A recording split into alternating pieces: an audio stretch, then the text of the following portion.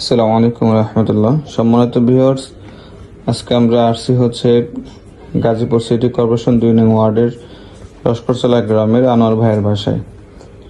তো আমরা এর অনেক আগে থেকে আসলে তাকে একটা সহযোগিতা করার জন্য একটা মনস্থির করেছিলাম। তো ওনার পায়ে প্রথমে ছোট একটা মানে ফোড়ার মতো উঠছিল আর কি।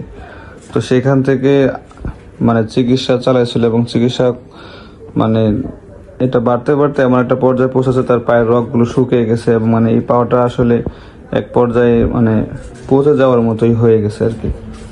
তো আমরা আসছিলাম তাকে কিছু সহযোগিতা করার জন্য। তো সে ডাক্তারের কাছে যোগাযোগ করছে, বিভিন্ন হসপিটালে দৌড়াদৌড়ি করছে। তো সেখান থেকে বলছে যে এটা চিকিৎসা করতে প্রায় 5 থেকে 6 লক্ষ টাকা প্রয়োজন। এমন তাদের যে আর্থিক কোনো এরকম অবস্থা নিয়ে যে তারা যে চিকিৎসাটা করবে। তো আমরা আসছিলাম আমাদের যুব সমাজ এবং এলাকাবাসী আমরা উদ্যোগ নিয়েছি যে তাকে সহযোগিতা করার জন্য।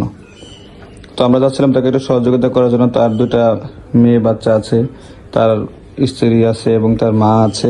তারা খুবই একটা হতদরিদ্র অবস্থায় আছে, যেখানে চিকিৎসা করার মতো তাদের কোনো সামর্থ্য নাই। তো যে ভাইরা দেখতে পাচ্ছেন তো ওনার পায়ের যে অবস্থা, তো সকলের নিকট অকল আবেদন থাকবে যে আপনারা আমাদেরকে সহযোগিতা করবেন, যেন আমরা ভাইকে সহযোগিতা করে সম্পূর্ণ চিকিৎসা চালাতে পারি ইনশাআল্লাহ।